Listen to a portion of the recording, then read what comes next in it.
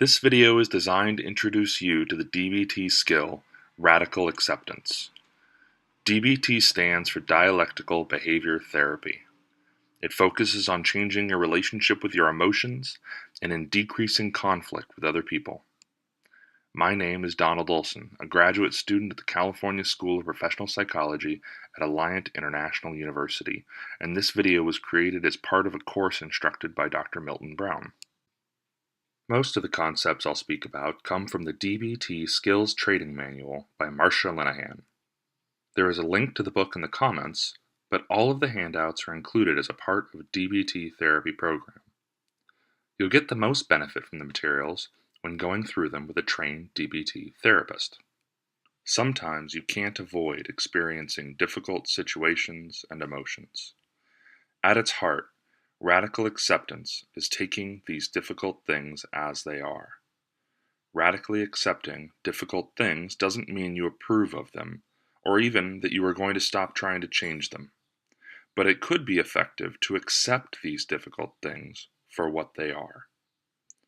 Let's look at an example. Imagine a man is in prison with a life sentence for a crime he didn't commit. He's made his court appeals, his lawyer has no advice, and the Innocence Project won't take up his case. This man accepting that prison is his home for the time being is critical. If he doesn't accept it, he might not adapt to being in prison. He may not learn the skills he needs to survive in prison, or find whatever good things he can while in prison. Throwing a tantrum and fighting the system can interfere with problem solving within the system, and can lead to more punishment. Likewise, lying down on his cot and giving up can be just as problematic for this man, and can also lead to punishment. Again, this man radically accepting the fact that he is in prison doesn't mean he has to stop looking for a way to be released. But not accepting that his situation is what it is at the moment could make things worse for him. To define radical acceptance, we must first understand acceptance. It is defined as the action of consenting to receive or undertake something offered, including ideas. This means acknowledging that ideas we know to be true are facts and not trying to deny them. The definition of radical is relating to or affecting the fundamental nature of something in a far-reaching or thorough way. Radical acceptance, then, is acknowledging or recognizing facts are true. It is accepting these facts in your mind, your heart, and your body, all the way, totally and completely. Stop throwing tantrums just because reality is not the way you want it, and let go of willful denial and bitterness. This doesn't mean you shouldn't try to change things so they'll be different. Instead, just that it isn't effective to willfully reject reality for what it is. While all objective facts can be radically accepted, when is it most effective to use this skill? First, we can radically accept that reality is what it is. Facts about the past and the present are facts, even if you don't like them. This can also include reasonable probabilities about the future, but it is helpful to be on the lookout for catastrophizing and fortune-telling. Listen to the following story. Marie had a job as a clerk typist for a big insurance company, but what she really wanted was to be a social worker. Finally, she decided to get a job as a social worker. She went to an employment agency, asked them to help her get a job in social work, and she was placed quickly. She gave notice at the job she had, which had a good salary and benefits. But she really wanted a social work job, so she left. She was so excited about becoming a social worker. She went into work the first day, and she was asked to type up reports and letters. She typed all day and was thinking, well, it's not terrible. I'm learning what type of work people do here, and they won't make me type forever. But the second day, the third day, and then for a whole week, what did they have her do? Typing. So she went to her supervisor and asked, when am I going to get to do the social work? The supervisor looked confused and asked, what do you mean? Marie said, well, I mean, when do I get to start working with social work clients? The supervisor said, your job is typing. That's what we need. You don't have the educational degree required to do work as a social worker. The first thing that went through Marie's mind was, no, that is not true. I took a job with a social work agency. This can't be true. She actually thought of staying. She thought she might be able to make it into a social work job. But no, that would be denying reality.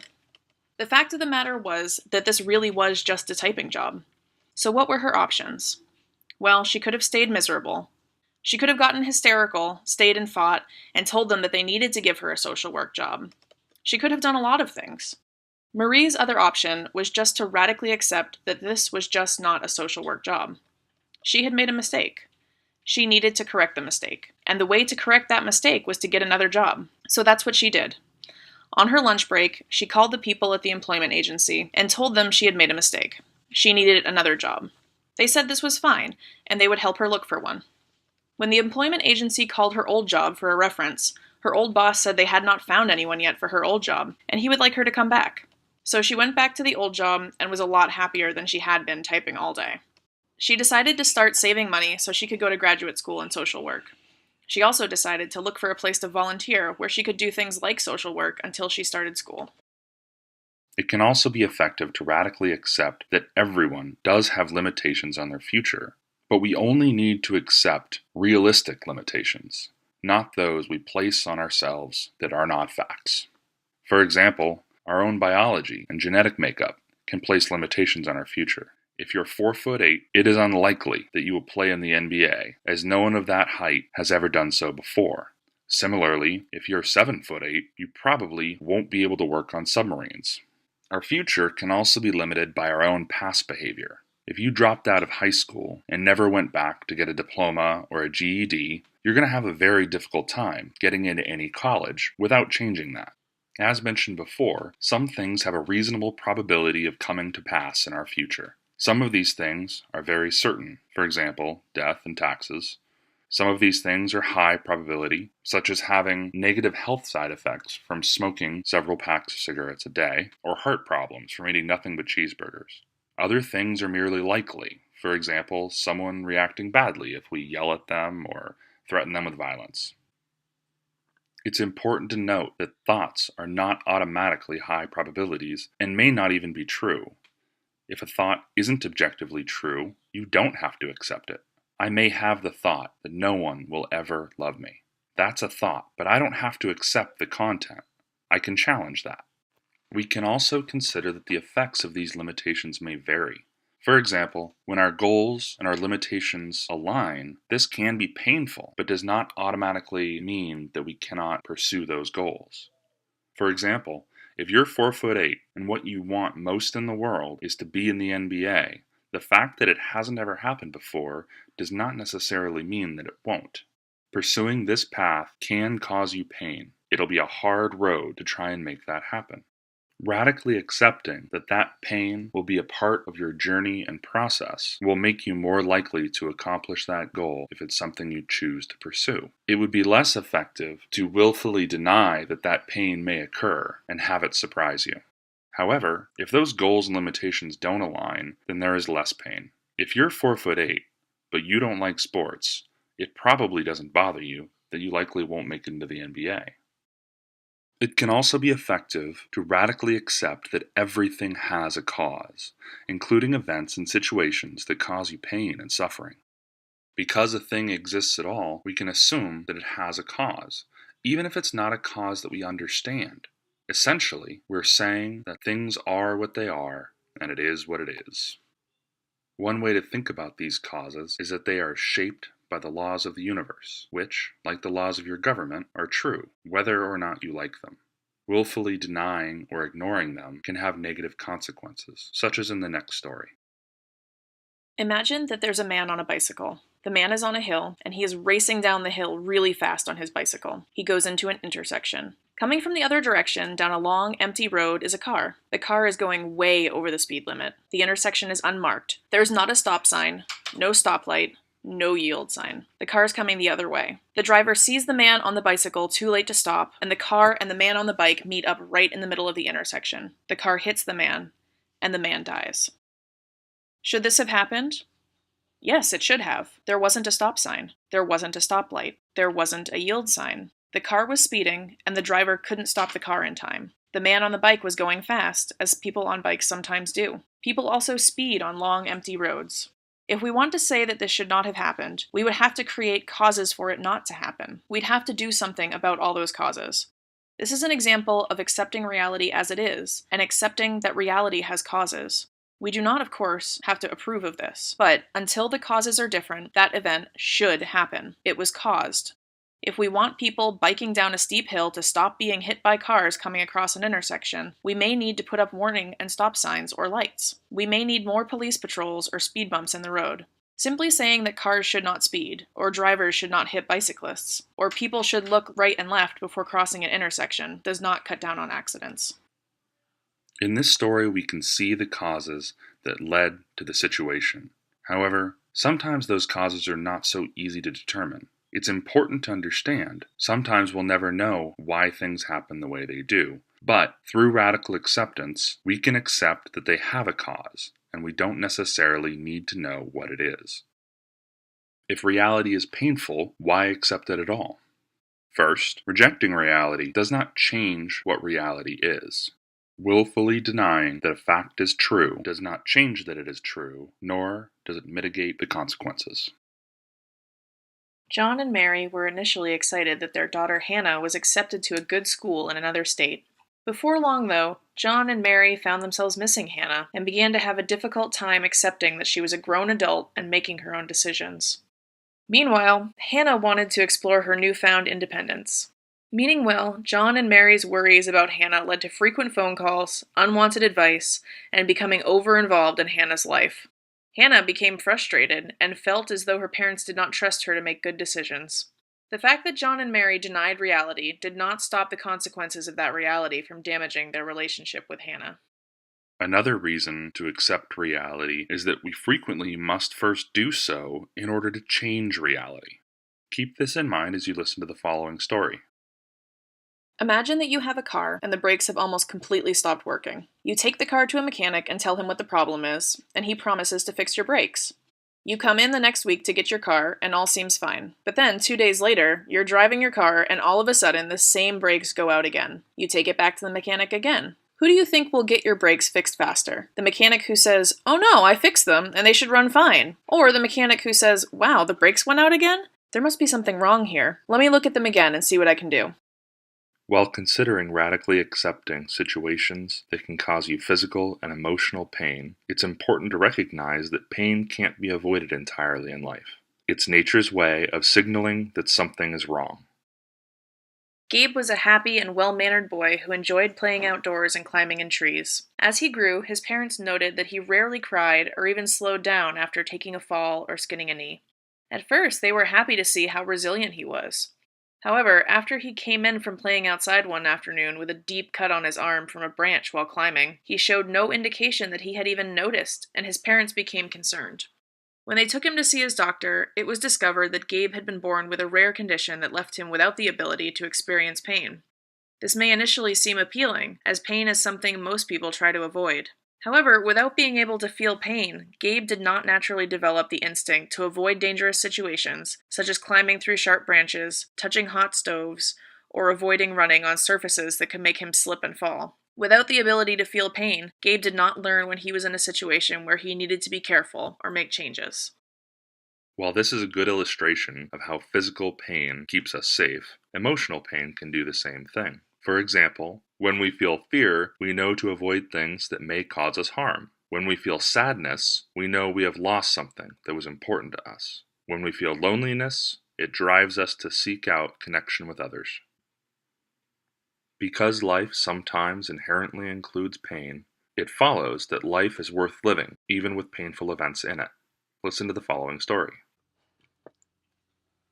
Put yourself in a situation we discussed earlier. You are a person in prison for life, for a crime you did not commit. What are your options? You have tried and been unable to solve the problem, so your realistic chances of leaving prison are slim. And it just doesn't seem likely that you're going to immediately start being happy in your situation. So we have to rule that one out. What are your options? You could be miserable, distraught, upset. You could cry every day for the rest of your life. Or you could radically accept this terrible situation. You could figure out a way to build a life worth living inside prison. To go from unendurable suffering to a pain you can live with, you're going to have to accept the fact that you even can build a life. Because if you don't accept it, what will happen? You're not going to build a life. All you will have is your suffering. Building a life worth living takes a fair amount of work, and believing that you can't do it makes it almost impossible. Believing that you can do it makes it a lot easier. So the chances are a lot higher that if you'll actually accept that you are in prison for a crime you did not commit, you will build a life worth living. Here you can see that refusing to accept reality can keep you stuck in unhappiness, bitterness, anger, sadness, shame, or other painful emotions, including grief. You can see this in the next story. You may have experienced the death of someone important to you. Most people, when someone dies, don't accept it at first. They keep having the thought, that can't have happened, and they expect the person to be there in all the places they used to be. Eventually, though, most people accept that this person really did die. Once you've accepted it, you're still in pain, but you're able to move ahead with your life. Radically accepting these very difficult situations can let you move forward in values-congruent directions. Conversely, rejecting reality in your life turns pain into suffering. Suffering is thought of as pain plus this form of non-acceptance. It can come from a willful refusal to accept pain in your life by clinging to getting what you want and refusing to accept what you already have, and resisting reality as it exists in the moment. Radical acceptance can transform unbearable suffering into bearable pain. Many forms of physical, emotional, and psychological pain require radical acceptance that the process of changing your reality may be as painful or more painful than sitting with the pain you already have. Marsha Linehan writes, "The path out of hell is through misery. By refusing to accept the misery that is part of climbing out of hell, you fall back into hell." Imagine that you're standing on one side of a river. Where you're at is uncomfortable, even painful, and on the other side of the river is where you want to be. Crossing through the river could be dangerous, it could be uncomfortable, it could be painful, and it will be hard. However, if you never step foot into the river, you will never get to where you want to go. You can't cross a river without getting wet. This is true of many kinds of pain. If you are stagnant and unhealthy, it can be painful to start to exercise, but you must do so to become healthy. If you have a phobia, psychological literature says the most effective way to move past your phobia is exposure to the thing you're afraid of. Change can often be hard, but using radical acceptance may be effective in helping us to get through it. So far, we've talked about what radical acceptance is, some kinds of thoughts it can be particularly effective to use with, and a bit about why we think it works. Next, I'd like to discuss when to use these radical acceptance skills. There are 3 types of situations when these skills are particularly useful. First, when you have encountered major trauma, pain, or difficulty, such as illness, accident, loss, or tragedy. Second, when you're in distress, but not in a crisis, when other skills might be used first. Situations like this may be painful and cannot be changed right away, and not radically accepting reality can lead to irritation, grumpiness, throwing tantrums, and pain. Acceptance can soothe this pain. This may be helpful in situations such as sitting in traffic, when plans change abruptly, or interpersonal conflict. Third, you may sometimes find that problem solving just isn't working. You may need to evaluate whether you are actually accepting all the facts of reality. To solve problems, you may need radical acceptance skills to see situations clearly and evaluate them for what they are, or you might be solving the wrong problem. If you have access to DBT skills worksheets, either through your DBT program or through the DBT skills books, worksheets 9 and 9A may be particularly helpful in guiding you through radically accepting a situation in a structured way to become accustomed to the process. Finally, no one DBT skill is intended to work alone. Many other DBT skills can help you to radically accept painful situations and realities that you may be experiencing. Specifically mentioned in the DBT Skills Training Workbook are turning the mind, mindfulness, opposite action, coping ahead, body scans, and progressive muscle relaxation. Radical acceptance may help us to cope with the difficult realities in life that we have the least control over. Thank you for watching this video. I hope it helps you take steps to living your values.